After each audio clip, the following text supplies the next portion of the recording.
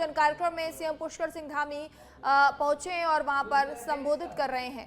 पर भगवती की कृपा है, माँ भगवती की कृपा है, इसीलिए वो यहाँ पर आया है। अभी हमारे विनय रोहेला जी भी आ गए हैं, पाठ करते हैं, रोज पाठ करते हैं, मेरे साथ पूरे देश भर के दौरे में रहते हैं।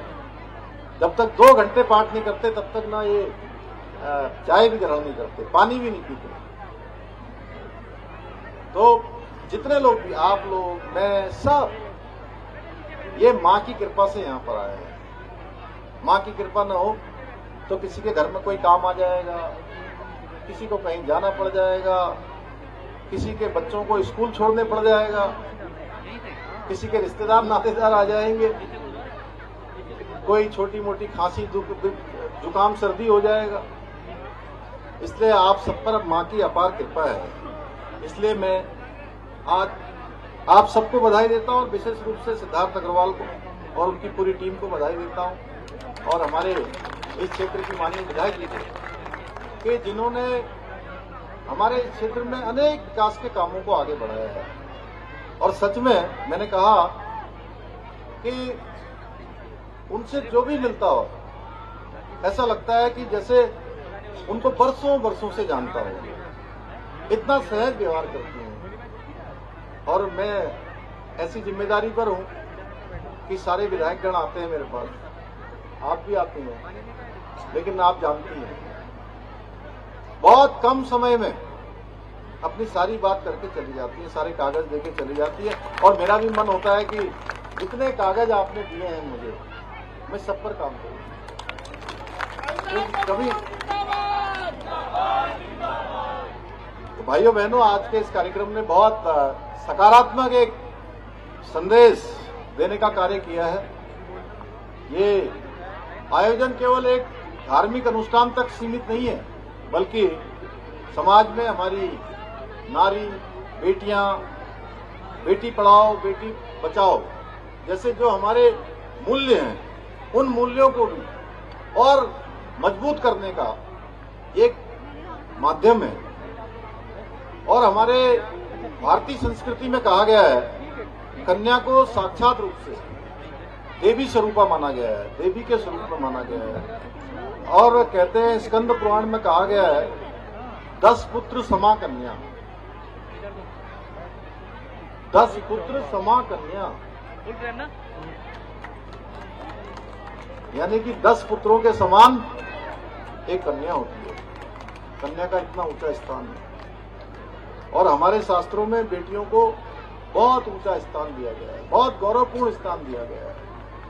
और शास्त्रों में कहा गया है कि यत्र नारेस्तु पूज्यंत तत्र रमंत्र देवता। जहां नारियों का सम्मान होता है, मातृशक्ति का पूजन होता है, उनको सम्मान के भाव से रखा जाता है, वहां पर देवताओं का वास होता है, वहां पर सारी सुख समृद्धि आती है, हर प्रकार की खुशियां आती हैं वहां पर। और ये भी हमारे बेटियां हमारी, ये अपने श्रेष्ठ संस्कारों से, अपने प्यार से, स्नेह से, अपने त्याग से समाज को और मजबूत बनाने का काम करती हैं। एक घर में पैदा होती है, दूसरे घर में जाती हैं और दोनों घरों को जोड़ने का काम करती हैं। बेटियों को शक्ति का स्वरूप होने के साथ साथ हमारी संस्कृति और संस्कार दोनों को मजबूत बनाने की ये बहुत सशक्त वाहक है। सच में समाज को जोड़ने का काम करती हैं, परिवार को जोड़ने का काम करती हैं, देश बनाने का काम करती हैं। और आज जब हम यहाँ पर एक कार्यक्रम में सम्मिलित होकर अपनी देवी स्वरूपा कन्याओं का पूजन कर रहे हैं, तो हमको एक संकल्प लेना चाहिए कि समाज के अंदर हर बेटी सुरक्षित हो, हर बेटी को सुरक्षा मिले, हर बेटी को सम्मान मिले, हर बेटी को अधिकार मिले। इसी भावना के साथ आज हमारे प्रधानमंत्री श्री नरेंद्र मोदी जी आज देश के अंदर काम कर रहे हैं, आज बेटियों को अधिकार दिलाने के लिए काम कर रहे हैं। अनेक योजनाएं उनकी 2014 में जब वो देश के प्रधानमंत्री बने, उसके बाद उन्होंने हमारी मातृशक्ति को आगे बढ़ाने के लिए, हमारी बेटियों को आगे बढ़ाने के लिए एक के बाद एक निर्णय लेने शुरू करे, चाहे वो बेटी पढ़ाओ बेटी बचाओ अभियान हो, चाहे वो लखपति दीदी बनाने का अभियान हो, चाहे वो ड्रोन दीदी बनाने का अभियान हो, चाहे अभी जो महिला शक्ति को समर्पित हमारा जो महिलाओं के लिए संसद में अधिनियम बनाना हो, जिसमें 33% महिलाओं को आने वाले समय में आरक्षण मिलने वाला है, या अभी आप लोग एक कार्यक्रम में और सम्मिलित हुए होंगे, हमारी बेटियों को जो सर्वाइकल कैंसर होता है उस कैंसर का टीका अभियान प्रारंभ करना हो। एक के बाद एक योजनाएं उन्होंने शुरू करी है और हमारी बेटी अपने सपनों को पूरा कर सके उसके लिए उन्होंने हर एक काम आगे बढ़ाया है, चाहे वो शिक्षा के क्षेत्र में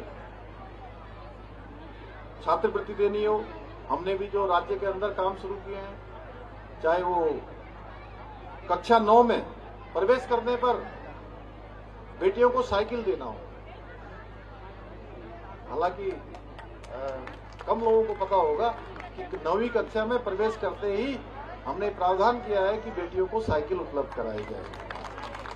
और 12वीं कक्षा जब वो पास कर लेती हैं, 12वीं कक्षा पास कर लेती हैं तो 51,000 रुपए की प्रोत्साहन राशि देनी हो, या फिर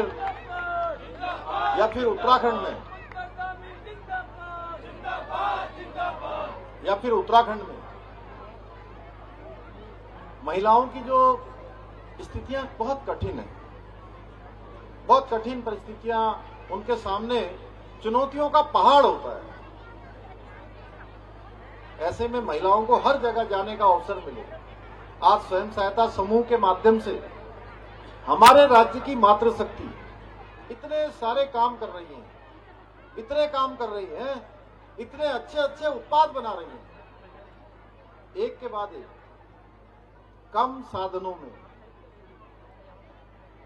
बहुत सुविधाएं न होने के बाद उनका कौशल इतना अच्छा है, उनके अंदर इतना अच्छा हुनर है, काम में इतनी अच्छी सफाई है कि उनके बनाए हुए उत्पाद आज पूरे देश के अंदर लोगों की पहली पसंद बनते जा रहे हैं।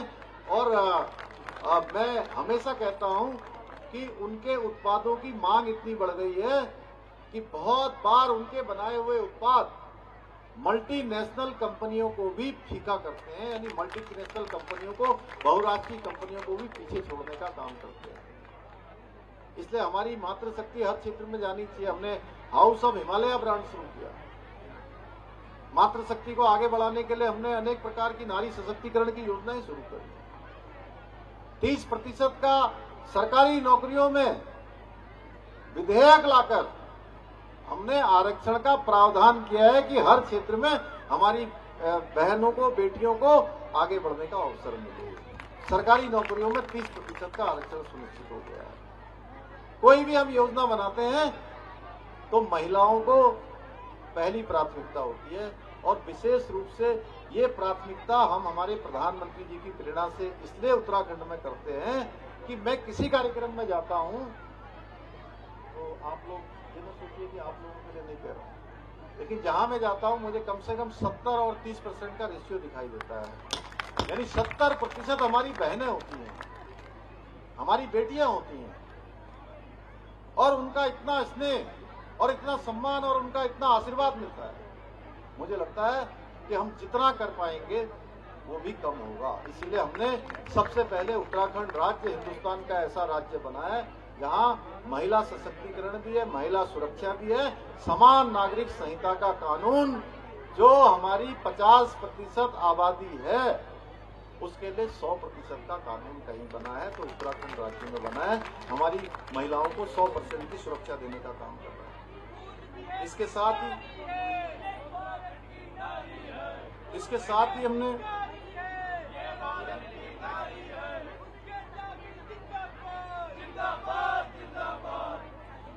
ही हमने पंजीकृत निर्माण के क्षेत्र में जो हमारा श्रम विभाग है, उस श्रम विभाग में जो पंजीकृत हमारे निर्माण करने वाले श्रमिक हैं, उनकी बेटियों के सामूहिक विवाह पर 61,000 रुपये तथा व्यक्तिगत विवाह करने पर हमने 55,000 रुपये की सहायता का भी प्रावधान किया गया है। उनको सहायता भी इसमें दी जा रही है। आज अनुसूचित जाति, जनजाति एवं आर्थिक रूप से कमजोर वर्ग के परिवारों को भी विवाह में सहायता के रूप में 50,000 रुपये का अनुदान प्रदान किया जा रहा है। इसके अलावा नंदा गौरा योजना, गौरा देवी कन्याधन योजना, मुख्यमंत्री महालक्ष्मी किट योजना। अब मैं इतने सारे बोल रहा हूं, कई बार आप लोग सोच रहे होंगे कि ये क्या क्या बोलते जा रहे हैं आगे आगे एक के बाद। महालक्ष्मी किट योजना आपको हर जगह दिखाई देती होगी, नहीं तो आपको दिखाना है। अगला कोई कार्यक्रम होगा सरकारी तो उसमें जरूर दिखाइए कि महालक्ष्मी किट योजना में सारे किट बनाकर बेटी को क्या चाहिए है ना, पता है। उस किट में जो है बेटी के लिए भी और जच्चा और बच्चा दोनों के लिए सारा सामान रखा होता है। पोषाहार योजना सहित अनेक कई योजनाएं, इसके माध्यम से बेटियों की शिक्षा से लेकर उनके रोजगार तक हर क्षेत्र में उनके प्रतिनिधित्व को, कि हर क्षेत्र में बेटियों को आगे आने का अवसर मिले। कोई क्षेत्र छूटना नहीं चाहिए जिसमें हमारी बेटियां ना आए। हर क्षेत्र में उनका प्रोत्साहन होना चाहिए। जो कहीं पीछे हैं तो उनको भी आगे लाने का प्रयास होना चाहिए। उस दिशा में हम हर एक प्रयास को आगे बढ़ाने का काम कर रहे हैं। हम प्रतिबद्ध होकर ये काम कर रहे हैं। भाइयों बहनों, ये नवरात्र के 9 दिन केवल ये पूजा पाठ तक सीमित रहने के नहीं है, व्रत तक सीमित रहने का दिन नहीं है, बल्कि ये हमें आत्मशुद्धि का भी अवसर देते हैं। तमाम जो टॉक्सिक हमारे शरीर में भर जाते हैं वो भी हम शुद्ध रूप से भोजन करते हैं, नियम संयम से रहते हैं, ठीक प्रकार से उठते हैं, ठीक प्रकार से सोते हैं, तो सारी शुद्धि शरीर की भी हो जाती है। इसके साथ साथ सेवा का भी अवसर मिलता है। अगर मन में कहीं अहम है, अहंकार है, वो अहंकार का भी शमन होता है और समाज के प्रति एक उत्तरदायित्व कि इस प्रकार से मिलने से एक जो हमारी जिम्मेदारी है समाज में मनुष्य होने के कारण से कि हम सबकी अपने साथ साथ सबकी चिंता करें, उस उत्तरदायित्व की भावना का अपने अंदर एक प्रकार से जागृत करने का भी ये अवसर, ये नवरात्र का अवसर हमें प्रदान करता है। और जब हम कन्याओं का उनके चरण धोकर उनको पूजन करते हैं तो ये केवल हमारी एक परंपरा नहीं है, बल्कि ये अपने अंदर एक विनम्रता लाने का, नम्रता लाने का, करुणा लाने का और सेवा का भाव जागृत करने का माध्यम है। मैं आप सभी से आग्रह करता हूं कि आज के इस अवसर पर हम सभी ये संकल्प लें कि हम हर बेटी की रक्षा करेंगे, हर बेटी को आगे बढ़ने का अवसर देंगे, हर बेटी को हम शिक्षा देंगे, हर बेटी को पढ़ाएंगे और हर बेटी को हर प्रकार से उसकी सुरक्षा भी करेंगे, उसका सशक्तिकरण भी करेंगे और हर क्षेत्र में उसका प्रोत्साहन भी करेंगे। तो जब हम ये संकल्प आज यहां से लेकर जाएंगे तो सच में तभी हमारा ये कन्या पूजन वास्तव में सार्थक सिद्ध होगा। साथ ही कार्यक्रम में आज बड़ी संख्या में मैं देख रहा हूं, बार बार हमारे युवा साथी यहां से नारे लगा रहे हैं। बाहर जब मैं पहुंचा तब भी नारे लगा रहे थे। उनका जोश देखते ही बनता है। तो उनसे भी मेरा आग्रह है कि आज के दिन आप सभी भी मां जगदम्बा से यही प्रार्थना करें कि मां कभी भी अपना कर्तव्य निभाते हुए हमारे मन में किसी प्रकार का अहंकार का भाव नहीं आना चाहिए, किसी प्रकार की अतिशयोक्ति नहीं होनी चाहिए। हमारा मन हमेशा शुद्ध रहे। हम समाज, राज्य और देश के लिए और उसके विकास के लिए जहां भी हमारी जरूरत है, हमारे मन में रहना चाहिए कि जहां कम होंगे वहां हम होंगे। इस भाव को हमारे नौजवान युवा अपने साथ आत्मसात करते हुए आज के दिन संकल्प लेकर विकल्प रहित संकल्प के साथ इसको पूरा करेंगे। इन्हीं शब्दों के साथ मैं आप सबको एक बार फिर से शुभकामनाएं देते हुए, सबको चैत्र नवरात्र की बधाई देते हुए और हमारे सभी कार्यकर्ता जो भी यहाँ पर लगे हैं, हमारे पार्षदगण हैं, हमारे सभी पदाधिकारी हैं, मैं उनका भी जिन्होंने इस लक्ष्य को प्राप्त करने में अपना योगदान दिया है, उन सभी को मैं बधाई देता हूँ। और यहाँ पर चिकित्सालय का उच्चीकरण भी किया है। आप सबकी मांग पर माननीय विधायक जी ने उसकी मांग करी थी। और भी बहुत सारे बातें मैं आज उसको मैंने बोला नहीं, क्योंकि आज ये धार्मिक कार्य था, तो मुझे लगा कि केवल मुझे अपनी बेटियों से संबंधित, अपनी नारी से संबंधित और जो कुछ काम इस दिशा में हुए हैं, जो प्रधानमंत्री श्री मोदी जी के नेतृत्व में उनकी प्रेरणा से उत्तराखंड में हो रहे हैं, उन सभी को मैंने रखा है। इसके अतिरिक्त बहुत सारे काम किए, जैसा अभी आप बता रहे थे, अभी इसी कैंट क्षेत्र में हम लोगों ने यहाँ पर एक बड़ा कम्युनिटी हॉल बना दिया। आप सब लोग उसमें गए होंगे, देखा होगा। यहाँ इतना बड़ा ओवरब्रिज बन गया, यहाँ से लेकर पौंटा बन गया, अब बन गया मैं कह रहा हूँ। और यहाँ से पौंटा कब पहुँच जाएंगे, पौंटा से कब जो है जगाधरी पहुँच जाएंगे, आपको पता ही नहीं लगने वाला चंडीगढ़ कब पहुँच जाएंगे। और आने वाले टाइम में बहुत जल्दी हमारे प्रधानमंत्री जी देहरादून आकर देहरादून वासियों के लिए, उत्तराखंड वासियों के लिए और पूरे देशवासियों के लिए जो देहरादून आते हैं, उत्तराखंड आते हैं, हमारा दिल्ली देहरादून जो हमारा एक्सप्रेस वे है, वो एक्सप्रेस जनता को समर्पित करने वाले हैं। तो ऐसे बहुत सारे काम हो रहे हैं। हमारा देहरादून का एयरपोर्ट वो आज 50 से भी ज्यादा बड़े शहरों के लिए यहाँ से उड़ान मिलती है।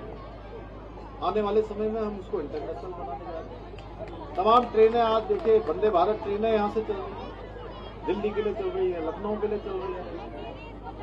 आने वाले समय में हर्रावाला रेलवे स्टेशन को हम लोग उसको भी विस्तार रूप देने वाले हैं। अब मैं यहाँ बोलते रहूंगा तो आपको पता है, मेरे को 4 साल कभी हुए हैं, तो 4 साल में मैंने कभी रुका तो मैं हूँ नहीं। तो मुझे हर एक शहर में कितना काम हुआ है, कहाँ हुआ है, अगर उस पर मुझे बोलना हो तो मैं कुछ बोलता तो बोल ही सकता हूँ। तो इसलिए आज बहुत ज्यादा नहीं कह रहा, क्योंकि मुझे भी एक अपने कार्यक्रम में जाना है। 1 बजे तक का ही मेरा टाइम था, लेकिन मैं आप सबको देखा, अपनी बहनों को देखा, अपनी माँ समान बुजुर्ग माताओं को देखा, अपनी बेटियों को देखा, कन्याओं को देखा, मेरे नौजवान युवाओं ने जब नारे लगाए, तो मुझे लगा कि इससे अच्छा अवसर और क्या हो सकता है कि राज्य के मुख्य सेवक के रूप में मैं अपना थोड़ा सा जो रिपोर्ट कार्ड है वो आपके सामने भी रख दूं, जिससे कि आप लोग जो है अगले नवरात्र तक इसकी चर्चा करते हैं। आप सभी का इन्हीं शब्दों के साथ मैं आप सबका धन्यवाद करता हूं, आप सबका बधाई देता हूं। बहुत बहुत धन्यवाद। जय हिंद, जय भारत, जय उत्तराखंड, भारत।